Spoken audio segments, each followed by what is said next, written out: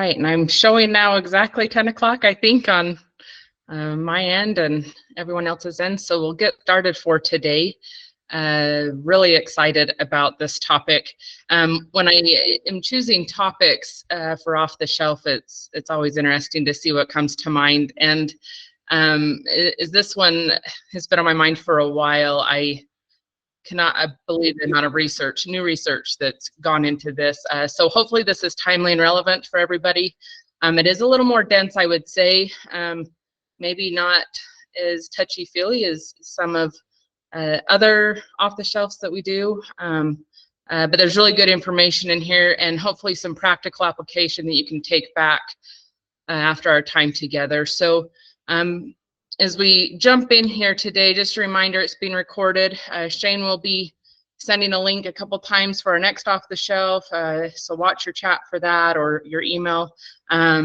This will be accessible after we are done watching this. Shane's really good about getting it out within the next day or two. So if you're interested in keeping this, it's also part of our YouTube library where all of our other off-the-shelf recordings are at. So if you're interested in looking at previously recorded material or you need a quick hour of some good information, please know that that resource is available to all of you. If you do not want to be heard or seen on this call, please mute and turn your camera off, or if your agency has a policy to keep it on, that's fine too, but just know that this is being recorded.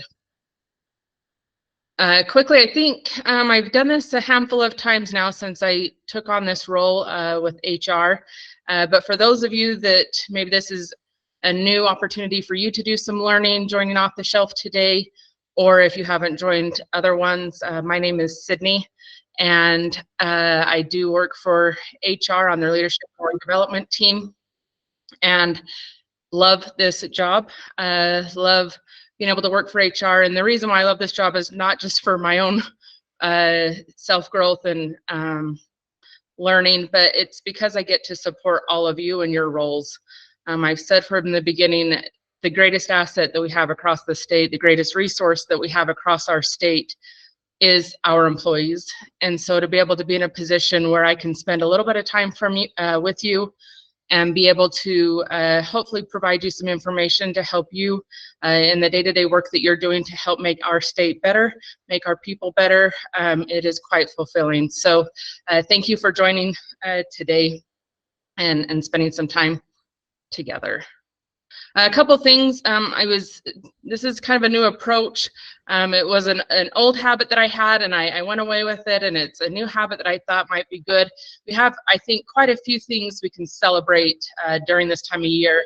I don't know if anybody else has been in the May is the craziest month of the year boat this year, but I have definitely been in my personal life and even on our team. May has been crazy. So a couple things though to point out for those of you that haven't heard, or maybe you have, just a reminder, Utah voted again the #1 state in the nation 2 years in a row now. I think that is incredible. I take a lot of pride in that. Hopefully all of you do too. A lot of good things going on in our state and a lot to be proud of there. Another thing to definitely celebrate, all of the agencies are probably wrapping up their first year of pay for performance. A lot of good outcomes have come within all of the agencies with our employees, and a lot of probably lessons learned too on what we can continue to do to improve, and hopefully more recognition going on as well, as that's one of the philosophical ideas to help integrate pay for performance is giving all of you an opportunity to spend a little more time with your people, a little more purposeful conversations, and to recognize all of the good work that's being done statewide. So pat yourself on the back for getting through the first year of a lot of different changes, and maybe doing some things that you weren't comfortable with at first, but hopefully there's been able to have some positive outcomes for you personally as an employee, but also for your staff. And then graduation season, it's May, so college graduations, high school graduations, holy crap, the graduations that have been a part of my life this May. So if you've made it through, if you've had a senior or you've got children in college that are graduating and they've made it through another pat on the back, a huge accomplishment, but also thank goodness that they're done, might be your feeling as well. So, and then probably my most exciting thing, summer's around the corner. We've got beautiful weather the last day or two. We've got some moisture the last few days, but summer's here, which means a lot of time spent hopefully with your families, traveling to new places, enjoying the extra time of maybe kids being at home and trying new things, exploring hopefully our state and going to new areas would be my challenge for you. If you haven't got something scheduled, get something scheduled. We live in a beautiful state. So lots of reasons to celebrate in my mind today, and hopefully that will keep us on, give us some positive energy as we jump in to this really cool topic that I've chose. A couple announcements before we jump into the content. Super excited about this. For those that have heard, this might be a repeat, but definitely something that we're excited to announce. The governor has asked for a statewide leadership certification program to be implemented. And so our team has been tasked with that, and we are like chomping at the bit, ready to get going on this, and super excited to be able to offer this to leaders statewide. So it starts in September.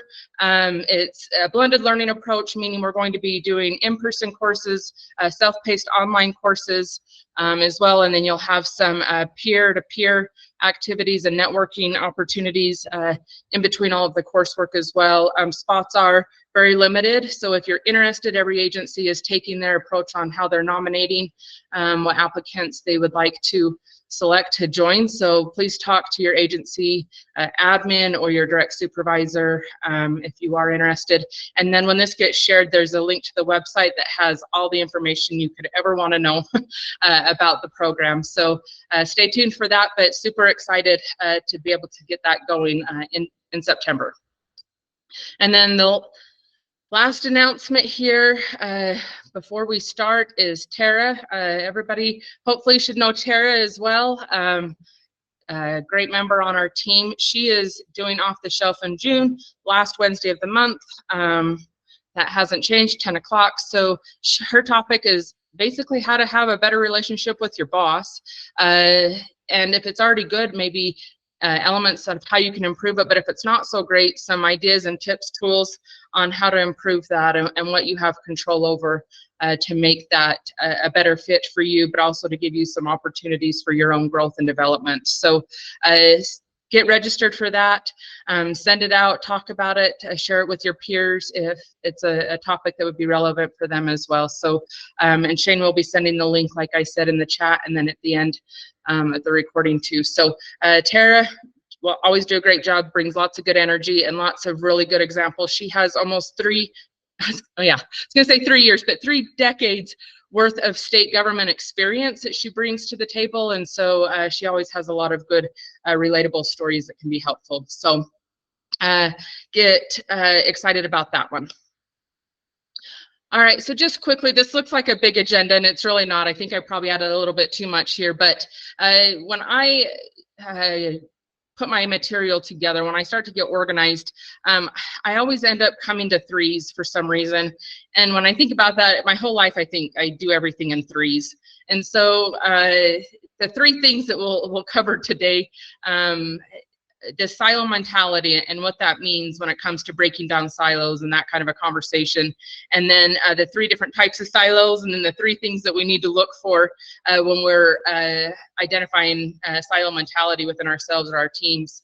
And then the second chunk here is this idea of horizontal teamwork. It seems easy enough, but it can be quite complex. So we'll dive into that. I've actually got some examples across different agencies that we'll be sharing. And then this last thing is this interface collaboration, fancy way of saying how do we play well with others. And we'll explore, once again, 3 more concepts here, 3 C's when we get to that. And at the very end, I've got some tips and tools to help take you back. What I would ask is we get going, if you don't have a pen and paper or something to take notes on, there's a few times that I'm going to ask you to reflect on what we're discussing. And so if it's helpful for you to take some notes or write down some thoughts or ideas, that might be a helpful tool for you today with the way that this course was designed. So get something available to you to take some notes on if you would like to do that. So the why, this is something I'm trying to do more of. My mind thinks very analytically, and it's fine to talk about leadership topics. I could do it all day, every day. I'm sure my team can relate to that. But when we're talking about it, and Simon Sinek talks about this too, for those that are familiar with him, you know, starting with why. Most people aren't as inept to have energy, motivation, engagement around things in the workplace unless they understand the why behind it. And sometimes I feel that in government work, we get hired and we know what our responsibilities are, and we do those jobs day to day, or those tasks day to day, and we do a good job, and maybe not understand how that's impacting the bigger picture.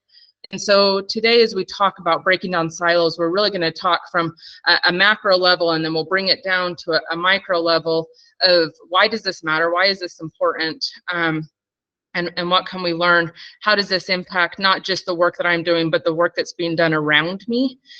So put on your thinking caps today and think maybe outside of the scope of work that you do or that your staff are doing, and think about the responsibilities for those that are around you. And that might help you be able to digest some of this material a little easier as we get going. Just quickly, we were talking prior to recording here about silos. Not sure if any of you were raised on a farm or out in the country and had the fun opportunity to play in a silo as a kid. I think about that now and it creeps me out because of the mice and whatever else that are in there, but they're crazy. So as you think about silos, we're not talking about your grain silos out on the farm. We're talking about organizational silos here, or silos within the workplace. And really what that means when we break it down is that silos can be a group of people or a group of agencies that really have isolated themselves, meaning that they're not sharing information, not choosing to cooperate, and a lot of times this isn't even intentional. So silos, when we talk about silos today, when I first was thinking about it, it seemed very negative to me, like, oh yeah, everybody stays in their lane, no one thinks outside of the box, no one wants to share information. And I thought, no, people's intentions generally are good. Like, they want to be helpful, they want to be collaborative, they want all these things. And so then maybe they don't realize that the way that their agency is structured, or maybe their leadership style, or maybe the way that they're doing their work is perceived as being isolated or as hindering other agencies from being able to work collaboratively with them.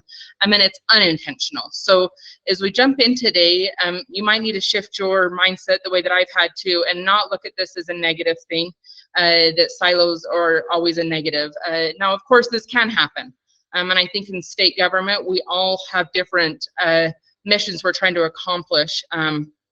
But when we break it down, we all have really the same mission, and that's to serve the people of Utah.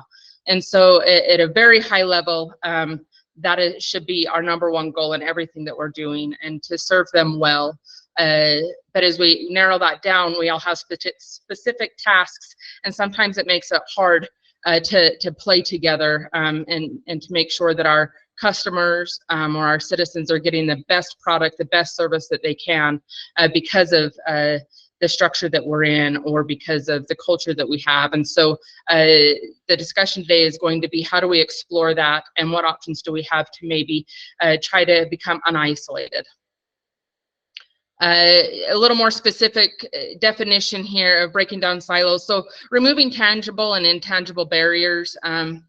I think it's fascinating. There's a lot of research done of just removing cubicle partitions, what that can do.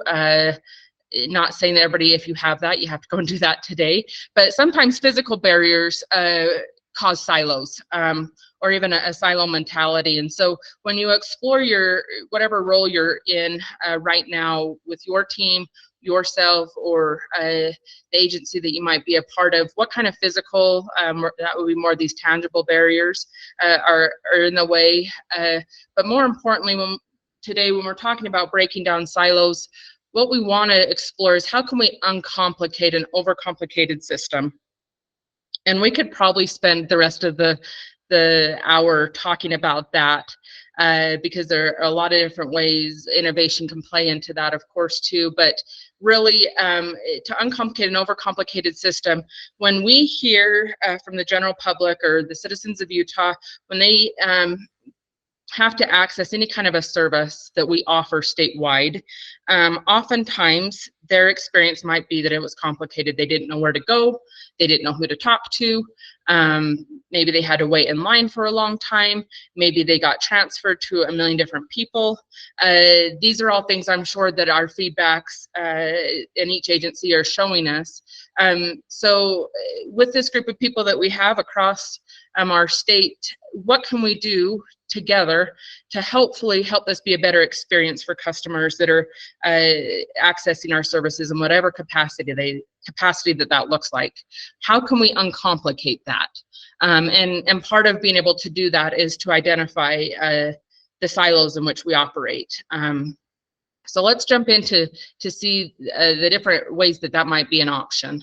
A couple things to think about. I always like to play devil's advocate, if you will, when we talk about leadership topics, because often when we talk about leadership topics, it's, oh, what do we need to change? What do we need to do differently? It's this positive, energetic, hey, let's try this. How do we get motivation? How do we get engagement? All of these things. And some of us might be like, we're good. Like, why do we have to do anything? Things are operating fine. My staff, their performance is exceptional. And so I would challenge you a little bit here if you're not placed, and that's not a bad place to be. But if we do nothing when it comes to just continuing to operate in a silo or have silo mentality, if we do nothing, these are some of the things that can happen. And over time, these, of course, impact directly our customers, but even more than that, us as employees, right? So the customer experience might go down the tube. Business might remain stagnant. Reduced efficiency, delays in communication, all of these things, your workforce might get frustrated or even burn out. So great if you're at a place where you think that everything is running smoothly, and continue to do whatever it is that you're doing to have that happen. But also think it's okay to have change and adaptability in the workplace. It's okay to maybe look at things differently as well, as we try to improve everything that we're doing or adapt to new changes, because we all know that that's inevitable across state government. But these are some things that can happen if we do nothing. So that's why I thought it'd be relevant to talk today about this idea of breaking down silos, because there is always work that can be done. And looking at that picture, that looks pretty nice right now, that kiddo sitting next to the hay bale out in the sunshine. So all right, in a nutshell, when we think about what we can do, because I would hope that we all know that there is at least something that we can do. This idea of building bridges and not walls, of course, is the Rainbow Bridge. For those that maybe aren't so familiar, I love the scenery that we have here across the state. So if you don't want to listen to me for a minute, look at that picture, because it's absolutely beautiful. But this idea of building bridges, how can we remove those barriers that we talked about, tangible and intangible? How can we have communication flow? How can we have information flow better than we have right now? And this idea is building a bridge up over one agency to another, one team to another, one individual to another, can help us achieve all of those things, in order to help us be able to have better service for our customers, but also to retain our employees too. So think about that. How can we remove barriers, basically, in this idea of building a bridge and not walls, is the first step. So jumping into the thick of this, another beautiful picture here. So this is quite timely. My aunt, my mom's sister, she lives up in Tremont, and so shout out to anybody that's up on the call that might be from Box Elder County, and they have farmed there for decades and decades. And this is from their property. And she came down and visited a month or two ago to my house, and she said, look at this beautiful picture that my son had shared with me. I think it was from last year, I don't know. And I said, oh my goodness, I am doing a webinar on silos, ironically. And I said, please send me that picture. So this is not filtered.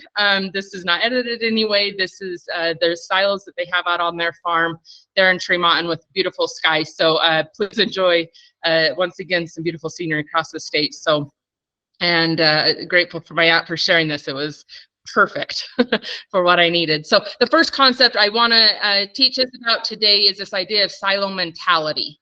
And so what is silo mentality? What it is having this attitude that it's me against the world, right, or us versus them. Maybe having competition across your leadership. That's one of those things that maybe we don't want to talk about, but maybe we should. And so competition, healthy competition can always be good. However, we're providing opportunities to grow and learn, but have it be a healthy thing. This would be referring to more competition like, hey, it's all about me. How do I get to the top? Who do I need to shove down so I can climb on top of them to get to where I want to be? That's part of silo mentality. This intentional information withholding. This might happen day to day, once again, probably unintentionally, but you might know information and you don't want to take the time to share it. And so you intentionally withhold it because you're too busy. Now, that doesn't mean you have to share everything you know about everything with everybody every day. But if it can be helpful, you know, be willing to share your knowledge. So if you're not doing that, that's a sign of silo mentality here. Delay in providing services, resisting changes to an organization. I feel like this last year statewide, there's been a lot of changes impacting every agency. And if we're resisting that, right, once again, intentionally, unintentionally, that causes the silo mentality. And then becoming isolated in your work and your communication. Now, once again, that doesn't mean that you're choosing to just work by yourself because you work better by yourself. This is saying, hey, I don't want to work with anybody else because I don't want to be a team player. So just to differentiate what that means to have isolated work and communication. So in a nutshell, that's what silo mentality is. It is normal, it is natural, it is common amongst all of us at different times. And so don't feel bad if you're like, man, I feel like I do that. Or yeah, I can see that in my team right now. That's okay. Normalize it and then recognize it and then let's do something about it. So if we don't do anything about it, right, silo mentality could be hurtful and disruptive and costly. I think about the time people might be trying to find access to services or get answers to questions, and if people are withholding information, it causes that delay, which is a cost in resources. But also, when you have some silo mentality, it's preventing your agency or your team or even yourself to fulfill the mission that you're committed to with the agency that you're representing, upholding the values that you are supposed to be integrating day to day in your work, and then obviously not providing a great customer service or customer service at all. So definitely something we want to be able to work on and try to avoid when possible. Just quickly, when we think about silos, there's 3 different types of silos that can impact us in all at the same time or in different periods of time. And so let's talk about these 3. This organization silo, this happens, and probably what most people think is most common when they think about silos within the workplace, right? You have all of us as executive branch employees. I think all of us are on the call that are executive branch. I don't think that we have any other employees on this call specifically, but executive branch employees, right? And we're broken out into departments, and then maybe we're broken out into divisions, and then into agencies, and then into offices, and then into regions, and then into teams, and then into whatever, right? We funnel this down, and that's really how our organization is designed, our government is designed in the state of Utah. And part of that is, and I would even argue most of that's okay, it's working, and it's hard not to maybe have a multifaceted approach of having a horizontal type silo. We have more of these vertical silos. But what we have to be mindful of with an organization silo too, because I'm not advocating that we need to change the structure of our government. What I'm advocating for is that we're looking at how we're structured, right? And making sure that these silos, if you will, or these departments, or how we have structured each agency, is that they're not over specialized. Are hierarchical, meaning, you know, they're not better than the other, or they are the end-all be-all for everything, that we are dividing out that talent, that expertise amongst every department to make sure that it's a level playing field, of course, so that our customers can have the best experience, but that also we don't form this one silo that everybody has to answer to, basically. Agencies working too independently, we'll talk about that a little bit more, but also the goals that you have as a department. So if you're in department leadership and you're on the call, if you're aspiring to be a leader in that kind of a capacity, thinking about what goals do we want as a department and how does that support other departments. Sometimes when we set goals, we're focused just on what we're doing and what we know, and that's okay. It would be awesome if we could say, okay, how can we become more cross-functional and support other agencies in their missions? What role can we play? How can we be helpful? And not just focus on just what we're doing as a department. So that's an interesting idea and probably a lot of work to do. So that's an organization silo. The second type of silo, when we're talking about breaking down silos, is this information silo. And think about this, any kind of customer service experience that you might have, right? You might be Googling, say you've got to get in touch with your internet service provider. And you're like, okay, what number do I even call? Do I have the app? Oh, I don't even remember my password now. And so you got to look up your password, right? Or have them email you a new password if you're getting on the app to do it. You're trying to do the chat function. Or you're Googling trying to find the number. Oh, that number doesn't work anymore. You finally get through to somebody and you didn't push the right button to get to the person that you needed to get to. So they're transferring you. You're on hold again, right? We've all hopefully, maybe not hopefully, but I think we've all experienced customer service in that capacity with whatever it is that we're trying to access. And part of that might be our own lack of knowledge of not knowing directly where to go, but also the ease of access of being able to get customer service or the help that we need. I think there's been a lot of improvements. I think the chat function on websites is a helpful tool. There's ways that companies are becoming innovative. So when we look at ourselves as a government entity, how are we promoting access to get the help that we need or to share information to our customers or to each other?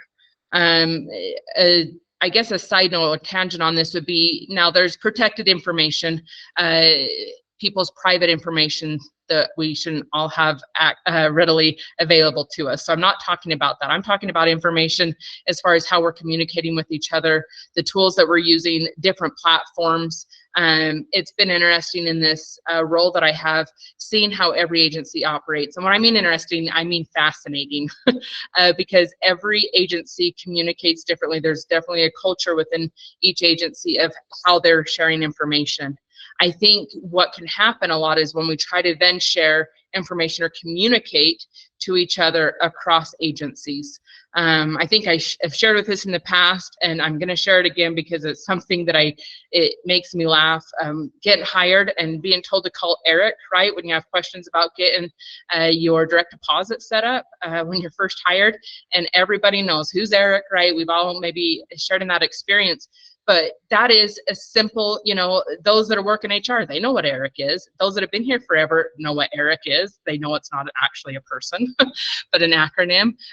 But for those of us, as a new employee, we may not know. So those simple communication, using acronyms across agencies, DTS world is a whole new ball game for me. They speak in a language that I'm starting to learn more about. I just learned earlier this month about Java a little bit. Had no idea what it was other than what I thought was a cup of coffee, but it's basically another language within the DTS world. So information sharing, what are we limiting ourselves on?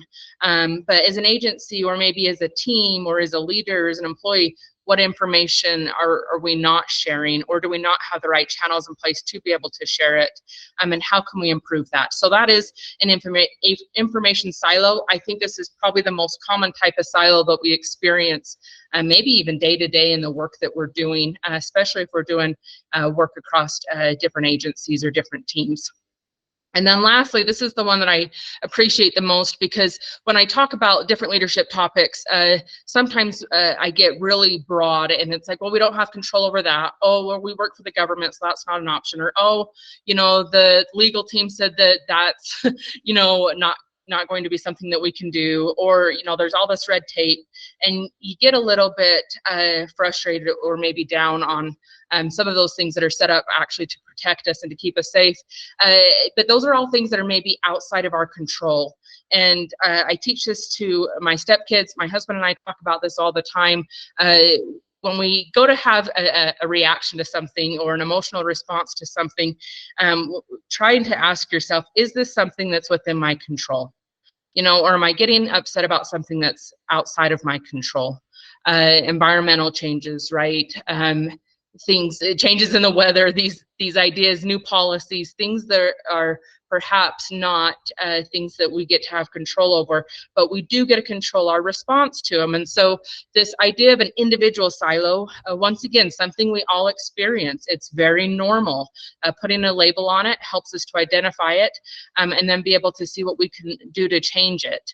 But being in an individual silo, not being a team player, not being able to share your information or your talent or your skills, only caring about yourself, resistant to sharing ideas, out of fear, out of lack of motivation. Lots of different reasons people become resistant in the workplace, or that your knowledge is undervalued, and so you think, why do I need to share this with other people? No one really cares anyway. Or maybe there's signs of burnout that are happening. A handful of behaviors here, right, that we all might be experiencing now, or you might have staff that are experiencing some of these things. And so I would then be able to tell you that they are having an individual silo mentality.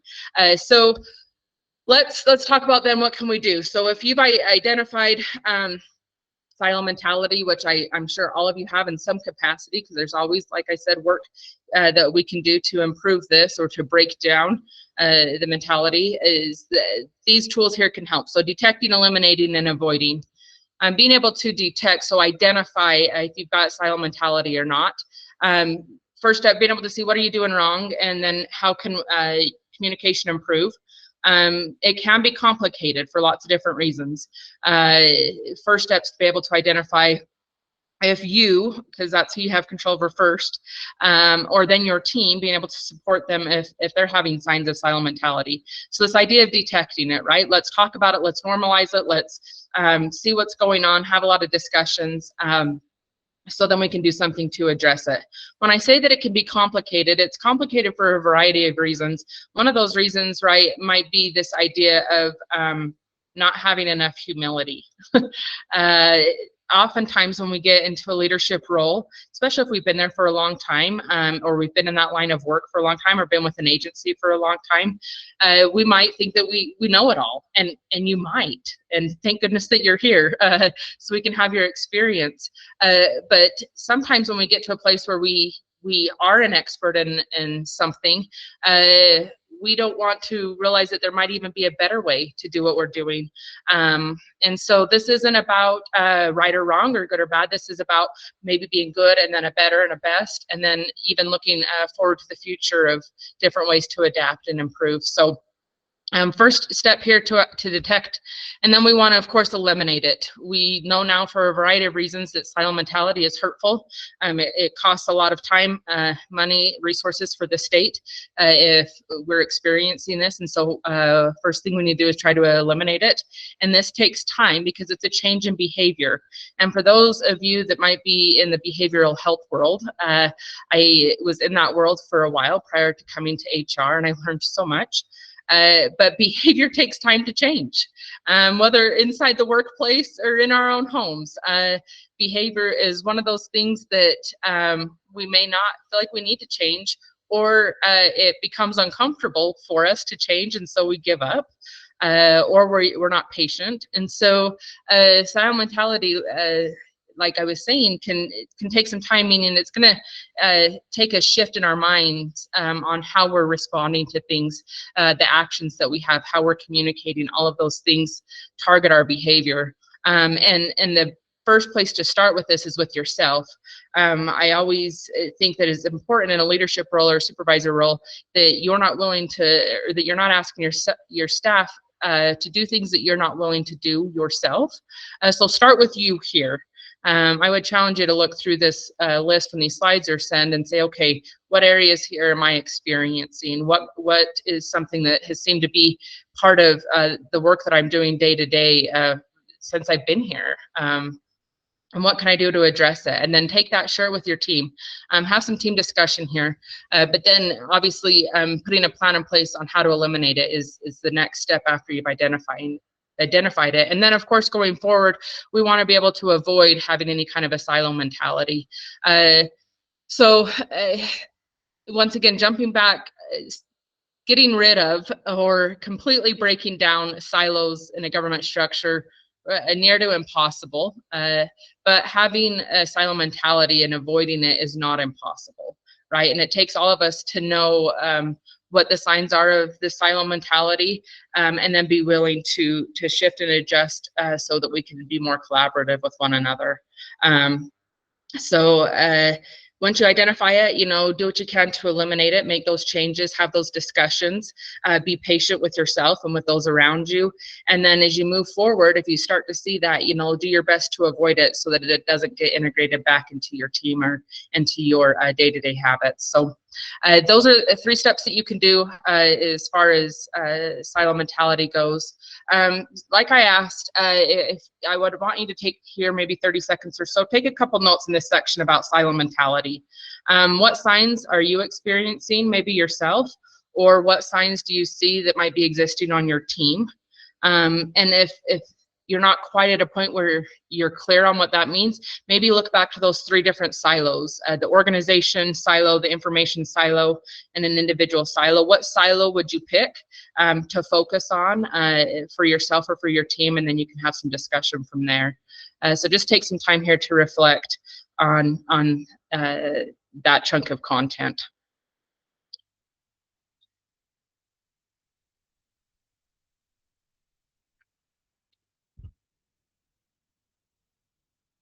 And enjoy this beautiful picture again. All right, so the next chunk here is this idea of horizontal teamwork. Horizontal teamwork provides greater distinctive value. We're going to explore that a little bit more in our discussion here. But anything that we can do, right, this is, once again, a leadership concept. What can we do as experts in our field, as individuals, as leaders, as people, to be able to work in a horizontal direction and not just always a vertical direction. The more that we can do that, the greater distinctive value, meaning the greater asset that we're going to be for the state of Utah as employees, as we represent our state and the roles that we have. Horizontal teamwork, so you might have heard this in different terms, and it's okay, there's not a right or a wrong here again. You might have heard it as horizontal coordination or horizontal collaboration, or cross-functional teamwork. That's another term there too. But really what this is, broad view on this, is that it's being able to look at other people around you and see what you can do to learn and serve, maybe gain some new skills in a faster way, and then be able to have greater customer loyalty, meaning that we're having better outcomes for our customers. But that the people that you're looking for complement your expertise. That's a safe place to start. Are there other people that have the same skill set that I do, or similar roles, similar capacity, similar responsibilities, or maybe going through similar challenges? And how can I reach out to them and learn from them, learn from each other? And as you strive to do that, you'll see quickly that people, probably know a lot more than you realize, and that you yourself might have a different way to be looking at things or how to handle things as you go back after these interactions. So horizontal teamwork, super effective. And so let's explore it a little bit more. This slide's a little dense. So if you don't want to read it, that's fine. What I would have you focus on is the italicized part of this, being able to strengthen adjustment mechanisms.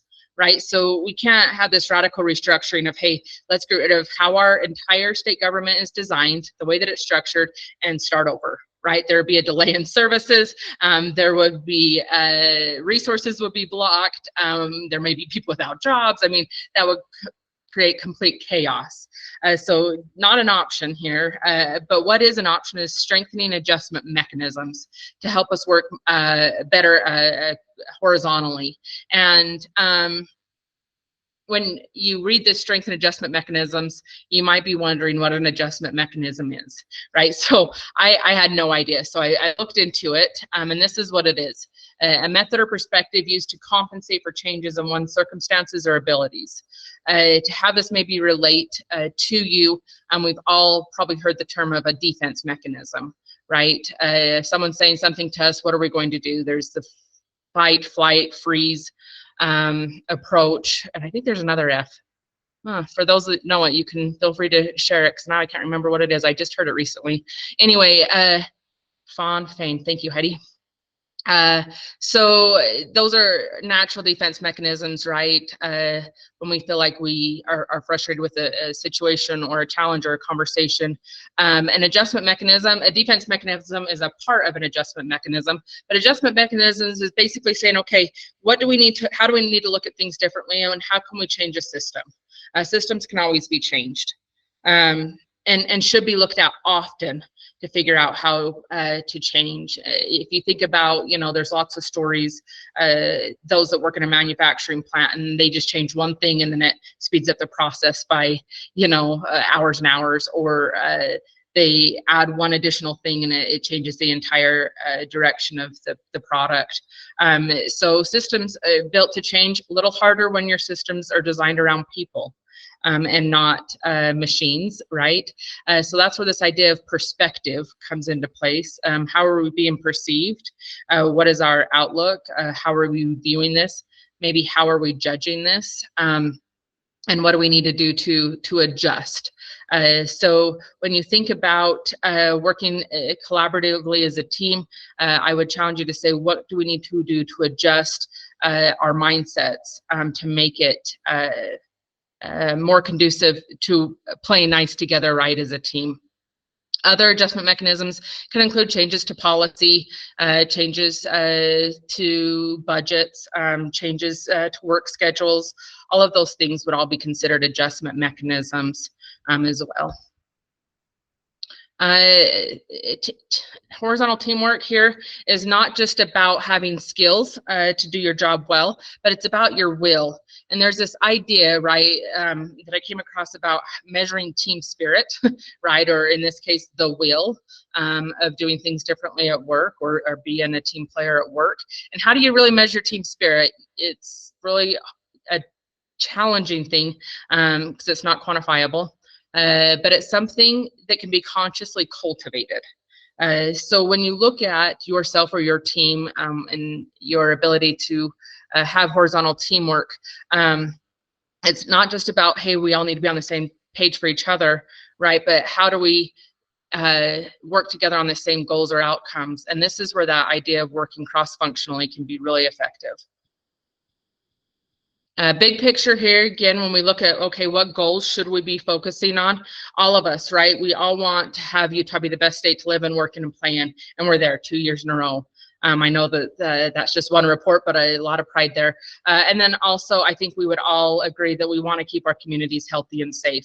And probably the majority, if not all of our agencies, do their work day to day to support that. But smaller picture, okay, and this might be where you can align some of your goals that we can share here. Do we know agencies' missions, visions, and values? Are we recruiting dynamic workforce and not just filling a seat right here, but doing a job to attract new talent, different types of talent, and maybe thinking outside of the box on the kind of workforce that we want to have and our agency or on our team.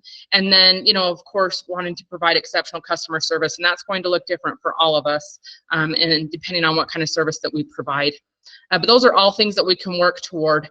I wanted to take some time here. I dove into some of our largest departments across the state to see how well we've marketed or advertised what our goals are, what our missions are, and if it's clear to the public and clear to any other state employee that was interested in seeing what each department's missions are. So this is what I found.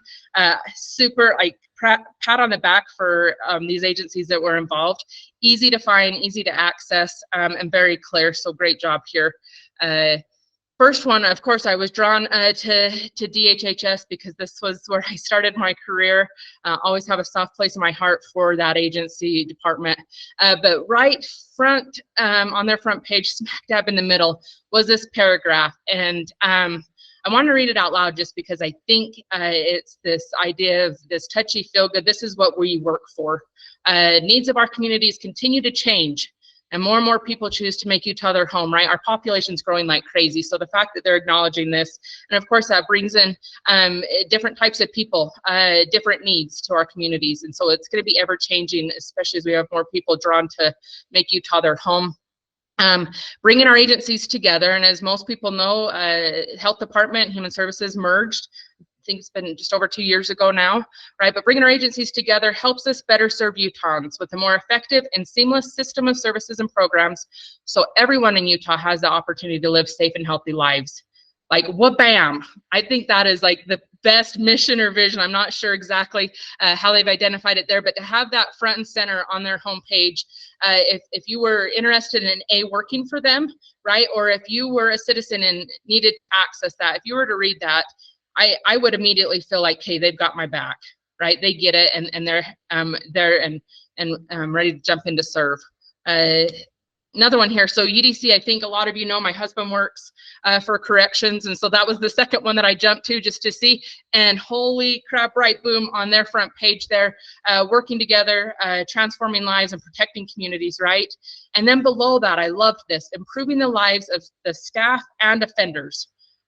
So their focus isn't just about those that are incarcerated and coming back into the community and that integration, but also their staff, right? They're showing right there front page that they're wanting to improve the lives of their staff, and what a great idea here. Now, workforce services, connecting workforce to new opportunities and providing services to individuals and families in needs. Straight to the point, I love it. Another great mission there. UDOT, I love in their logo, 3 words, keeping Utah moving.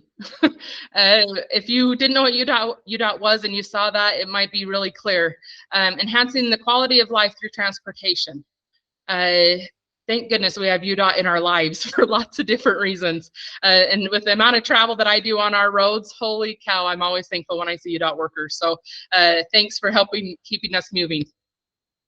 And the last one here, DNR, right? They have lots of different divisions that fall in DNR, but overall, right, they're ensuring quality of life, which I'm sure is important to all of us, managing and protecting the state's natural resources.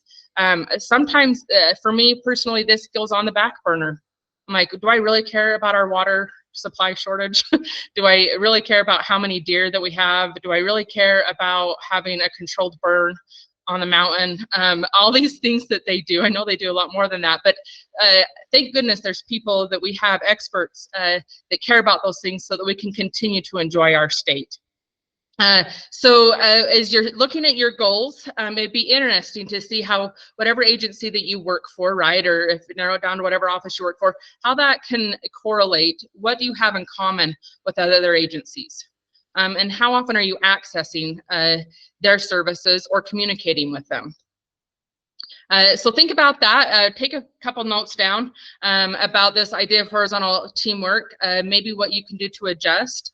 And then, do you know your own agency's mission, vision, and values? If you don't, there's your challenge homework for the day to be able to find that out and then integrate it into your goal setting and integrate it into your performance plans, but also capture other agencies' missions and visions and what can you do in the work you're doing day to day to support them in their efforts as well.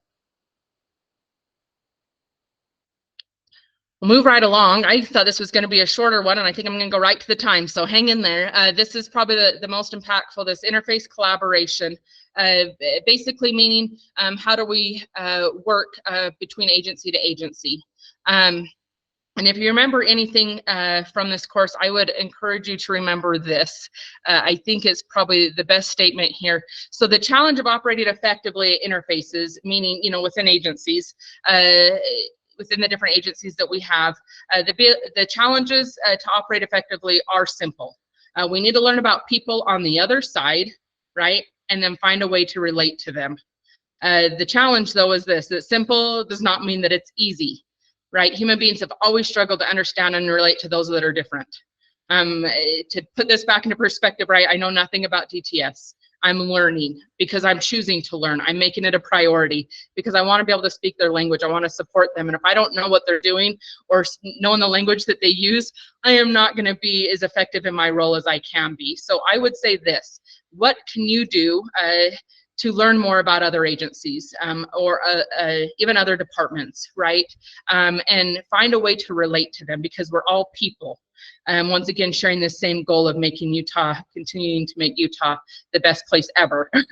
And so think about that as we jump through the rest of this. There's these 3 C's here. So cooperation, coordination, and collaboration. I would say good, better, and best here again. So don't hesitate if you're like, oh man, I feel like I'm not very good at any of these. Cooperating is the first place to start. It's usually defined as informal relationships with minimal contact, right? You call somebody, you need a question answered, they answer your question. Or, you've got to renew your driver's license, so you go to the DLD and get that done. Minimal contact. And not much information is shared, but the job gets done. So that's step 1. You should always have a mindset to cooperate. The second step here is this idea of coordinating.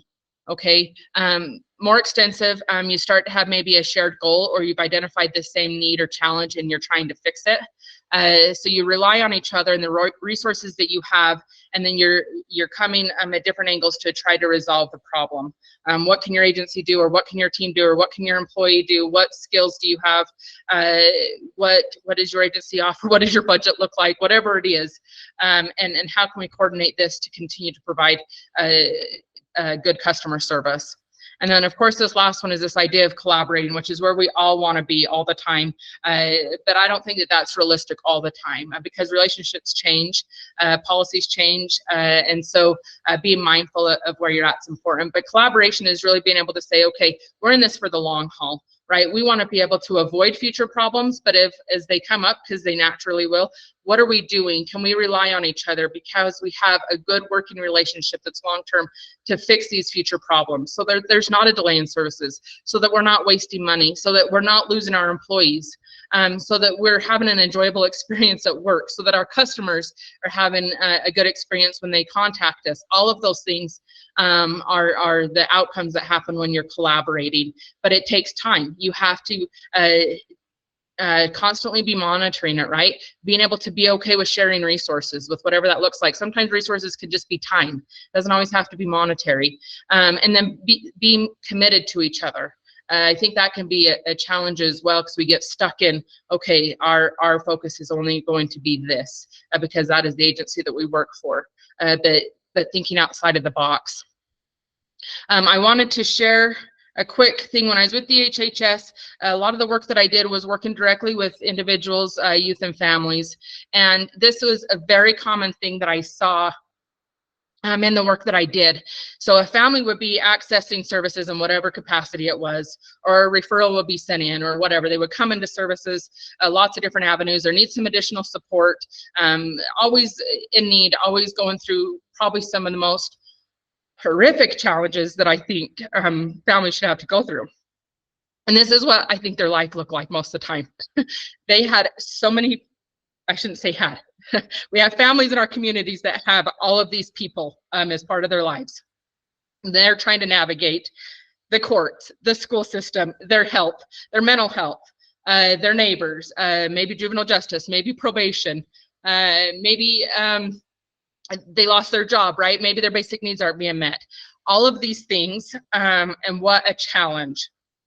And so I think the HHS, man, the work they do is critical to help these families be able to, I am sorry, get the help that they need. And so this is, I think, a great example of how to work, break down silos and work together. It doesn't mean that challenges don't arise. Sharing information is so hard. Always having a release of information so that we can talk about the family, right? Being able to coordinate across all of these different systems. What a challenge.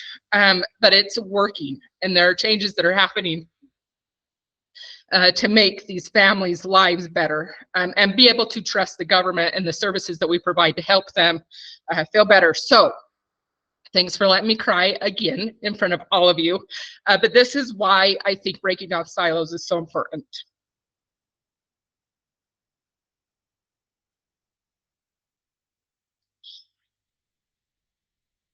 Because I think at some point we're going to know somebody, right? Whether our neighbors, our friends, our own families, that get to experience what it's like to try to coordinate so many different services. And it can be a challenge. And so what can we do to make it an enjoyable experience, the best that it can be, so that we can continue to have healthy, happy, safe families in our communities?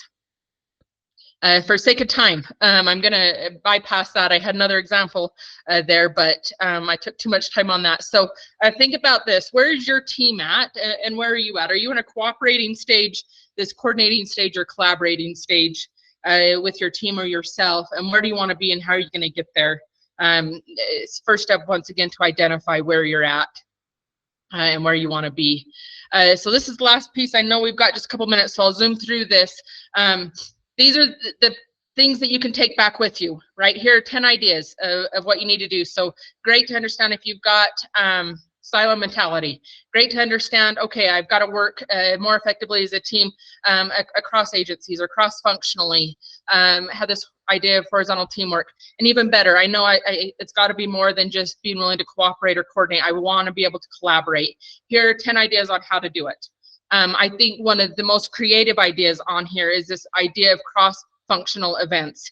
How often are we only focusing on our own teams and doing team building all the time, hopefully, but how often are we taking the opportunity to do it across agencies, right? Integrate other experts that we have across the state. What can we learn from them?